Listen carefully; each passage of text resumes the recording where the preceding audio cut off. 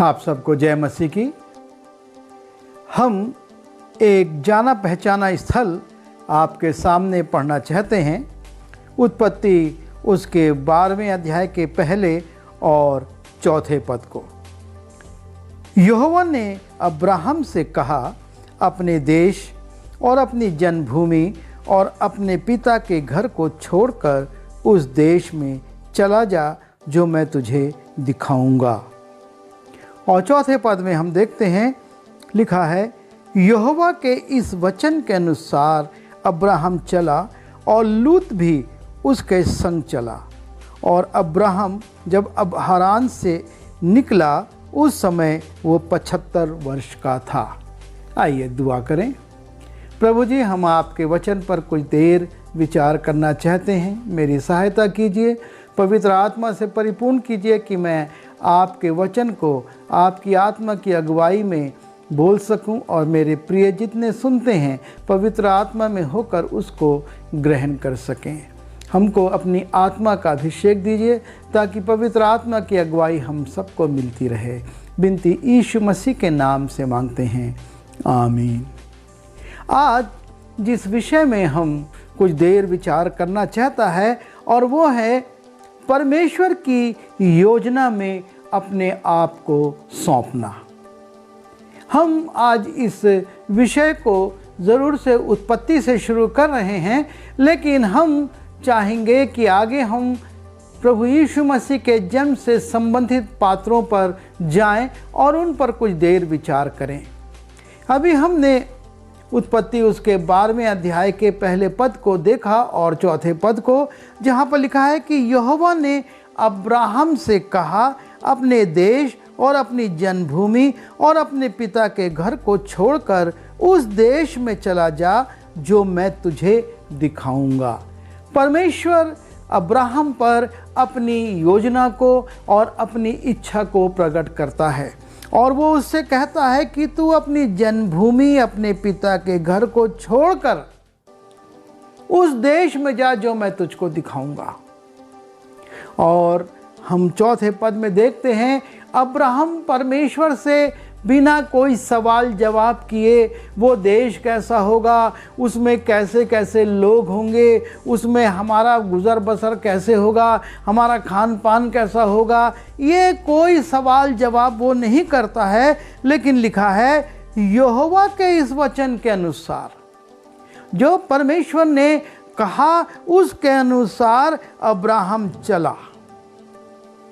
जो परमेश्वर ने कहा, जैसा उसको निर्देश दिया, जैसी उसको अगुवाई मिली, उसके अनुसार वो चल दिया। और यह है परमेश्वर की योजना में अपने आप को सौंपने का सर्वोत्तम उदाहरण। कैसे अब्राहम ने परमेश्वर से सवाल जवाब नहीं किया, लेकिन वो परमेश्वर जैसा बोला वैसा ही कर देता है। जब हम आगे बढ़ते हैं, हम एक और पात्र को देखते हैं, दाऊद है, जिसको परमेश्वर अपनी सेवा में, अभिषेक में इस्तेमाल करना चाहता है। और वो जो कि बहुत ही कम उम्र का था, जिसके पास युद्ध कौशल नहीं था, लेकिन वो अपने आप को परमेश्वर की योजना में सौंप देता है और जैसा परमेश्वर उसको इस्तेमाल करता है वो वैसा करता है। वो गोलियत से कहता है कि तू तो तलवार, भाला, सांग और ये सब चीज़ें लेकर आ रहा, मैं सिर्फ अपने परमेश्वर का नाम लेकर आ रहा हूँ, क्योंकि परमेश्वर की अगुवाई उसको मिली थी। लेकिन उसी के विपरीत जब हम कुछ पात्रों को देखते हैं तो देखते हैं कि वो पहले कुछ बहाने करते हैं। महान अगुवे मूसा को जब हम देखते हैं और परमेश्वर उसको झाड़ी में दर्शन देता है और वो जाता है और परमेश्वर उसके सामने अपनी योजना को रखता है कि अब तुझको जाना है और फिरौन के हाथ से मेरी प्रजा को छुड़ाकर कनान देश में ले जाना है। मूसा कहता है, मैं तो भद्दा बोलने वाला हूँ। वो परमेश्वर के सामने अपनी निर्बलताओं को रखने लगता है कि मैं कैसे जाऊंगा, वो इस्राएली मुझ पर कैसे भरोसा करेंगे, मैं क्या जाकर उनको तर्क दूंगा। और हम देखते हैं कुछ देर तक मूसा परमेश्वर से वार्तालाप करता रहता है, पूछता रहता है, और यहाँ तक कि परमेश्वर क्रोधित हो जाता है और उससे कहता है, मनुष्य का मुंह किसने बनाया, तुझको भद्दा बोलने वाला बनाने वाला कौन है। और सच्चाई यही है कि परमेश्वर ने ही तो मूसा को बनाया था, उसकी जुबान स्पष्ट नहीं है, इसमें मूसा का कोई दोष नहीं था, इसमें तो परमेश्वर की योजना थी कि परमेश्वर ने उसको ऐसा रखा था। और तब हम देखते हैं कि परमेश्वर उससे कहता है, हारून तेरे लिए बोला करेगा और तू उसके लिए परमेश्वर ठहरेगा। और तब मूसा जाता है, परमेश्वर की योजना को पूरा करता है, अर्थात कुछ समय वो बहाना करता है, अपने आप को पीछे हटाता है।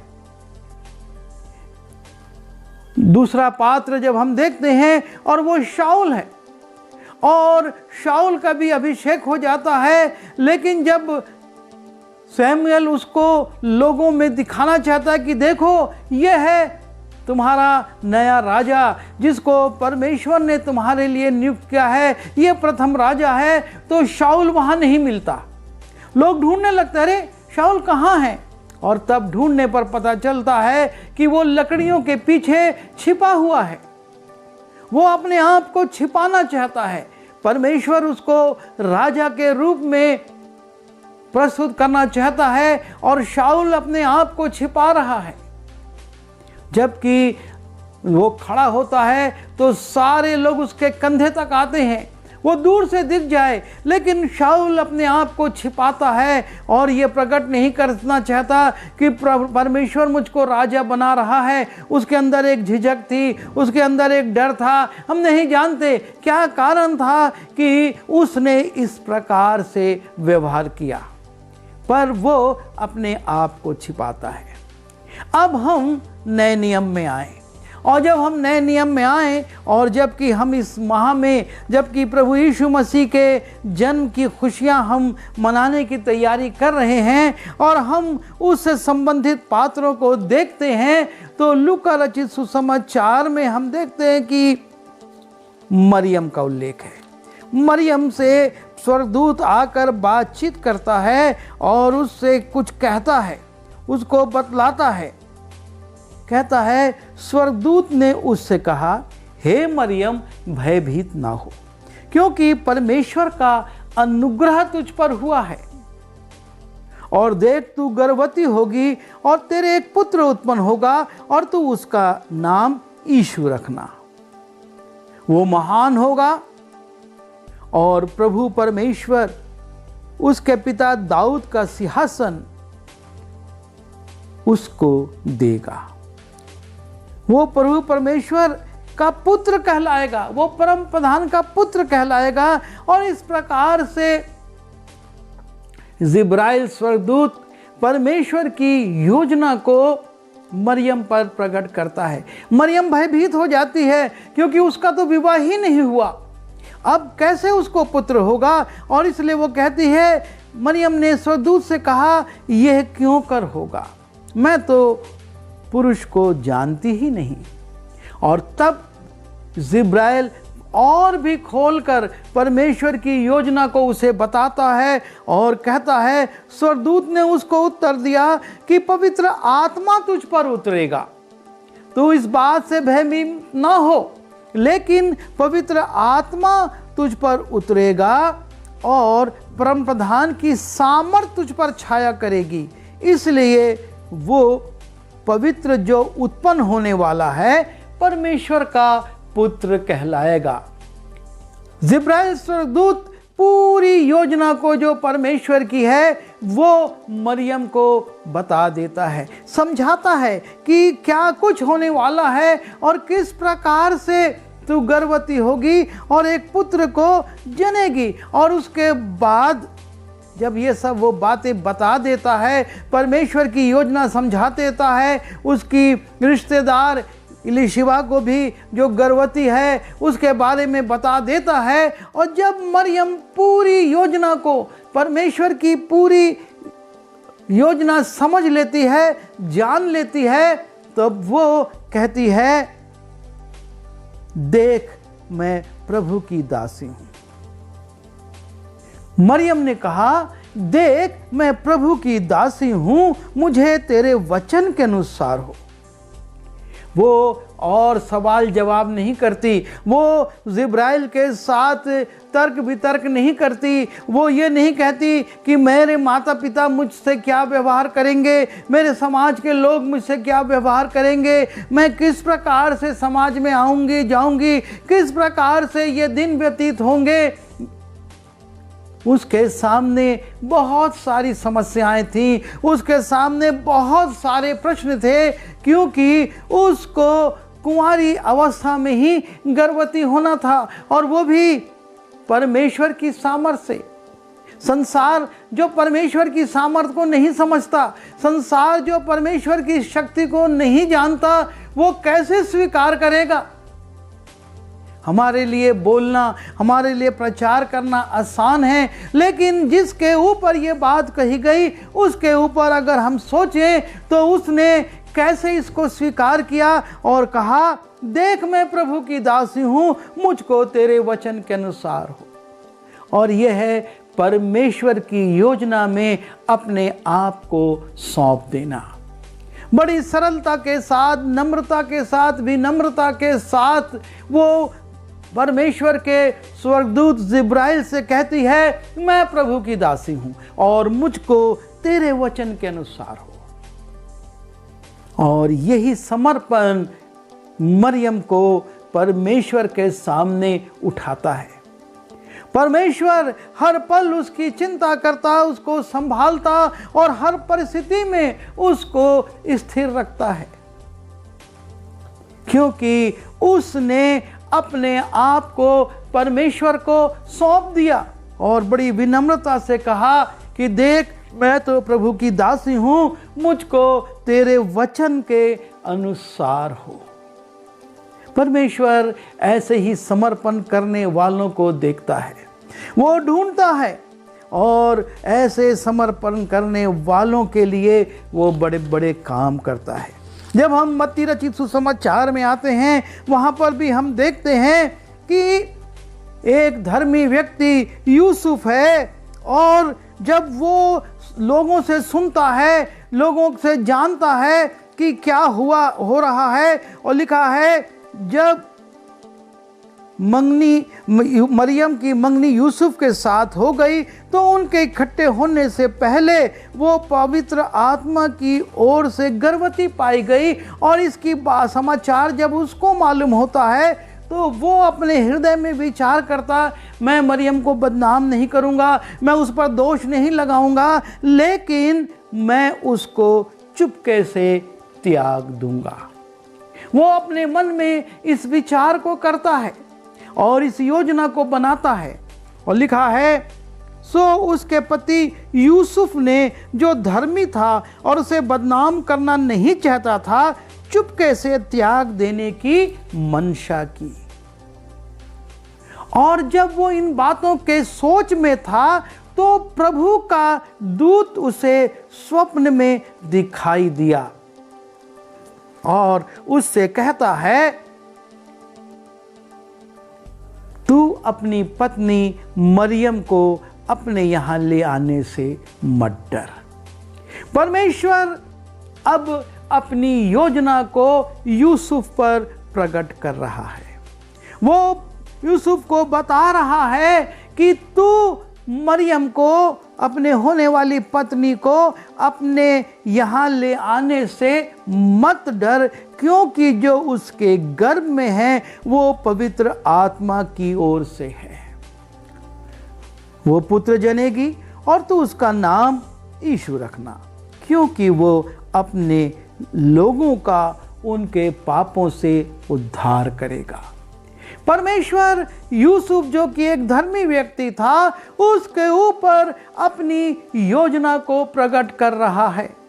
और हम देखते हैं कि यूसुफ जब स्वप्न में परमेश्वर की योजना को जानता है, स्वर्गदूत उसको निर्देश देता है, यूसुफ उससे सवाल जवाब नहीं करता। यूसुफ अपना क्रोध या अपना इनकार या अपनी अनिच्छा उस पर प्रकट नहीं करता। लेकिन यूसुफ जब जागता है, और तब लिखा है कि सो यूसुफ नींद से जागकर प्रभु के दूत की आज्ञा के अनुसार अपनी पत्नी को अपने यहाँ ले आया। वो जागकर तर्क वितर्क नहीं करता, वो सोचता नहीं कल फिर अगर परमेश्वर कहेगा तब मैं ऐसा करूँगा। नहीं, लिखा है कि सो यूसुफ नींद से जागकर प्रभु के दूत की आज्ञा के अनुसार अपनी पत्नी को अपने यहाँ ले आया। यह है परमेश्वर की योजना में अपने आप को सौंप देना। वहाँ पर कोई तर्क नहीं होता, वहाँ पर कोई सवाल जवाब नहीं होता, वहाँ पर कोई बार्गेनिंग नहीं होती, सौदेबाजी नहीं होती। लेकिन जो परमेश्वर ने कहा, जैसा परमेश्वर ने कहा, परमेश्वर के लोग उसको वैसा ही मान लेते हैं। अब्राहम के लिए हारान छोड़ना और कनान आना एक कठिन काम था। उसकी आयु के लिए लिखा है कि वो 75 वर्ष का था, लेकिन परमेश्वर ने कहा और उसने किया। दूसरी ओर दाऊद अपनी भेड़ बकरियों को छोड़कर चला जाता है। उसकी आयु बहुत कम है, उसके चेहरे से लाली झलकती थी, लेकिन वो परमेश्वर के काम के लिए अपने आप को सौंप देता। ये नहीं सोचता कि इतनी सेना है, इतना राजा है, ये लड़ते रहे, मुझको क्या करना है। वो कहता है, हे गोलियत, मैं तुझको आज मारूंगा। मरियम को हम देखते हैं, वो भी सवाल जवाब नहीं करती, लेकिन जब परमेश्वर की योजना उस पर प्रकट की जाती है, विस्तार से उसको समझाया जाता है, वो कहती है, देख मैं प्रभु की दासी हूँ, मुझको तेरे वचन के अनुसार हो, मैं अपने आप को समर्पित कर देती हूँ। क्या होगा, कैसे होगा, मैं नहीं जानती, और ना ये जानना मेरा काम है। परमेश्वर जानता है, परमेश्वर काम करे। यूसुफ भी जिब्राइल और उस स्वर्गदूत से जो उसको स्वप्न में दिखाई देता है, ये नहीं कहता कि ऐसा क्यों है, वैसा क्यों हो, क्या है, लेकिन जैसे ही वो जागता है, वो उठता है और अपनी पत्नी को लेकर आ जाता है। वो अपने घर में उसको ले आता है ताकि किसी रीति से उस पर कोई दोषारोपण ना हो। उसके बाद हम देखते हैं वो बैतलहम भी ले जाता है और नाम लिखाई के काम को भी पूरा करवाता है। और उसके बाद जब यीशु का जन्म हो जाता है और स्वप्न में उसको चितौनी मिलती है, वो फिर से उस बच्चे को और उसकी माता को लेकर मिस्र को भाग जाता है। और लिखा है वहाँ पर भी वो तुरंत करता है। लिखा है उसके चले जाने के बाद देखो, प्रभु के एक दूत ने स्वप्न में यूसुफ को दिखाई देकर कहा, उठ, उस बालक को और उसकी माता को अपने लेकर मिस्र देश को भाग जा, और जब तक मैं तुझसे ना कहूँ तब तक वहीं रहना, क्योंकि हेरोदेस इस बालक को ढूंढने पर है कि उसे मरवा डाले। परमेश्वर फिर से अपनी योजना को यूसुफ पर प्रकट करता है कि इस बालक को बचाने के लिए परमेश्वर ने क्या योजना बनाई है। उसको तो बैतलहम में ये नहीं मालूम था कि राजा हेरोदेस यरूशलेम में अपने महल के अंदर क्या योजना बना रहा है, क्या निर्देश दे रहा है। वो तो बैतलहम में पड़ा हुआ था, लेकिन परमेश्वर का दूत उसके पास आता है, वो बताता है क्या कुछ चल रहा है और अब परमेश्वर की योजना क्या है, वो इस बालक को किस रीति से बचाना चाहता है। और हम देखते हैं लिखा हुआ है, वो रात ही को उठकर बालक और उसकी माता को लेकर मिस्र को चला के दिया। वो रात में ही उठ गया, स्वप्न हुआ, परमेश्वर के दूत ने बताया और तब उसने कहा ठीक है, सुबह उठेंगे, सब तैयारी कर लेंगे, सब सामान पैक कर लेंगे और उसके बाद मिस्र देश को चले जाएंगे। वो वहीं उसी समय उठ जाता है और उठकर वो अपने बच्चे को, परमेश्वर के पुत्र यीशु मसीह को और मरियम को लेकर निकल जाता है मिस्र देश की ओर। यह है परमेश्वर की योजना में अपने आप को सौंप देना। वो ये नहीं सोचता मैं मिस्र में कैसे करूँगा, कहाँ रहूँगा, किसके यहाँ रहूँगा, मेरे बढ़ई का काम का क्या होगा और सारी बातें। एक मनुष्य को जब एक जगह छोड़नी होती है, बहुत सारे सवाल उसके सामने होते हैं, पर यूसुफ अपने आप को उन सवालों में नहीं उलझाता, उसमें समय व्यय नहीं करता, लेकिन तुरंत जैसा परमेश्वर के दूत ने कहा वो रात में ही उठता है। वो सुबह के कुछ घंटों का भी इंतजार नहीं करता, वो रात में ही उठकर निकल जाता है बालक और उसकी माता को लेकर। एक पात्र को और हम देखेंगे और वो है शमौन। और लिखा है लूका रचित सुसमाचार उसके 2 अध्याय के 25वें पद में, और देखो यरूशलेम में शमौन नाम एक मनुष्य था और वो मनुष्य धर्मी और भक्त था और इस्राएल की शांति की बाट जो रहा था और पवित्र आत्मा उस पर था। ये एक धर्मी व्यक्ति जो कि इस्राएल की शांति की बाट जो रहा था, जिस पर पवित्र आत्मा थी, उस पर परमेश्वर की योजना प्रकट होती है और वो कहता है, और पवित्र आत्मा से उसको चेतावनी हुई थी कि जब तक तू प्रभु के मसीह को ना देख लेगा तब तक मृत्यु को ना देखेगा।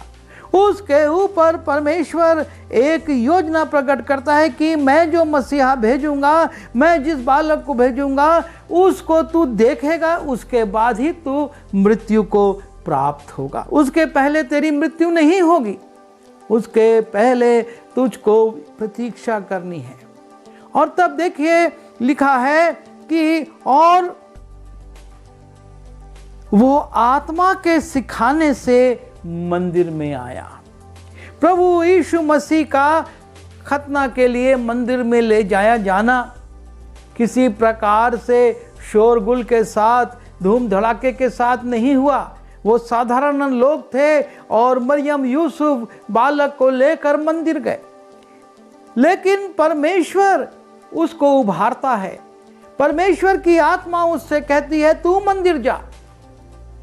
यदि वो थोड़ी भी सुस्ती करता, कहता अरे मैं बूढ़ा हूँ कैसे जाऊँगा, इतना धूप है, गर्मी है, या बरसात है, या जाड़ा है, कुछ भी बहाने बनाता, तो यूसुफ मरियम बच्चे का खतना करवा कर निकल जाते। लेकिन लिखा है 27वें पद में, और वो आत्मा के सिखाने से मंदिर में आया, और जब माता पिता उस बालक यीशु को भीतर लाए कि उसके लिए व्यवस्था की रीति के अनुसार करें, तो उसने उसे अपनी गोद में लिया और परमेश्वर का धन्यवाद करके कहा, हे स्वामी, अब तू अपने दास को अपने वचन के अनुसार शांति से विदा करता है, क्योंकि मेरी आंखों ने तेरे उद्धार को देख लिया है। शमौन की आंखों ने उद्धार को कैसे देखा? उसने परमेश्वर की आत्मा में जो अगुवाई उसको हुई तुरंत उसके अनुसार किया, और जब उसने तुरंत किया तो उसको वो बालक मंदिर में मिला और उसने उसको गोद में लिया और परमेश्वर से कहा कि मैंने तेरे उद्धार को देख लिया है। परमेश्वर का प्रकाशन उस पर आता है और वो उसके अनुसार करता है। हमारे जीवनों में परमेश्वर का प्रकाशन कई बार आता है। हमारे जीवन में परमेश्वर की चेतावनी कई बार आती है। हमारे जीवनों में परमेश्वर की योजना कई बार प्रकट की जाती है, और कई बार परमेश्वर अपनी इच्छा प्रकट करता है कि हम यहाँ से उठें और वहाँ जाएं, लेकिन हम लापरवाही कर देते हैं। ये प्रकाशन उसी दिन और एक विशेष समय का था। यदि उस प्रकाशन के अनुसार शमौन नहीं करता तो वो जगत के उद्धारकर्ता को नहीं देख पाता। वो चेतावनी उसी रात के लिए थी, क्योंकि उसके बाद 2 वर्ष और उससे कम आयु के बच्चे वध कर दिए गए। यदि यूसुफ उस चेतावनी को सावधानी से नहीं लेता तो कुछ और हो सकता था। जो योजना यूसुफ पर और मरियम पर प्रकट करी गई और उन्होंने बड़ी विनम्रता के साथ उसे स्वीकार किया, उसके अनुसार काम किया, और इस कारण आज भी उनके नाम लिए जाते हैं, उनको स्मरण किया जाता है।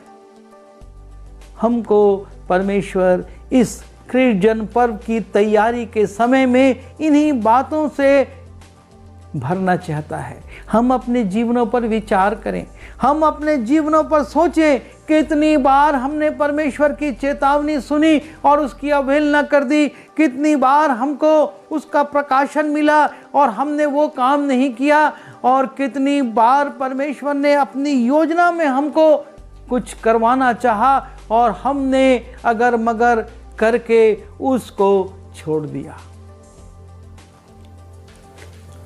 मुर्दकै एस्तर से कहता है, संदेश भेजता है, तू यदि अभी इनकार करेगी तो परमेश्वर तो अपनी कौम को किसी भी रीति से बचा लेगा, लेकिन ये मत सोचना कि तू महल में रहने के कारण बच जाएगी। परमेश्वर अपने काम को ले लेगा, परमेश्वर अपने काम को पूरा करवा लेगा। लेकिन यदि हम इनकार करते हैं, हम लापरवाही करते हैं, हम सुस्ती करते हैं, तो ज़रूर से उस आशीष से वंचित हो जाते हैं जो अब्राहम ने पाई, उस आशीष से वंचित हो जाएंगे जो दाऊद ने पाई, उस आशीष से वंचित हो जाएंगे जो कि मरियम ने, यूसुफ ने पाई, उस आशीष से वंचित हो जाएंगे जो शिमोन ने पाई। परमेश्वर का काम नहीं रुकेगा, परमेश्वर अपने काम को तो करता रहेगा। मैं नहीं तो कोई और, कोई और नहीं तो कोई और, लेकिन जो आशीष मुझको मिलना थी उससे मैं वंचित रह जाऊंगा, और इसलिए हम इस बात के लिए सचेत हों। परमेश्वर जब हम पर प्रकाशन करता, हमको चेतावनी देता, अपनी योजना में बढ़ाता है, हम पर अपनी इच्छा प्रकट करता है, हमको कहीं ले जाना चाहता है, हम इनकार ना करें, लेकिन तुरंत कहें मैं तैयार हूं। परमेश्वर ने पूछा कौन जाएगा? यशाया कहता है मैं हाजिर हूं, मैं जाऊंगा। परमेश्वर आपको और मुझको इस्तेमाल करना चाहता है। प्रभु सहायता करे कि हम उसकी योजना का इनकार ना करें। दुआ करेंगे। प्यारे पिता परमेश्वर, हम आपका धन्यवाद देते हैं कि आप अपने कामों के लिए मनुष्य को ही चुनते हैं, और आपने प्रभु हमको भी इस पृथ्वी पर रखा है अपनी योजनाओं को पूरा करने के निमित्त। हमारी सहायता कीजिए कि हम आपकी योजनाओं को आपकी इच्छा के अनुसार उसी समय में जो आप चाहते हैं पूरा करने वाले हो सकें। हम लापरवाही ना करें, हम सुस्ती ना करें, हम उसको ठुकराएं ना, लेकिन उसको आपकी इच्छा में स्वीकार करके पूरा करने वाले हों। आप हम सबको आशीष दीजिए। बिनती यीशु के नाम से मांगता हूँ,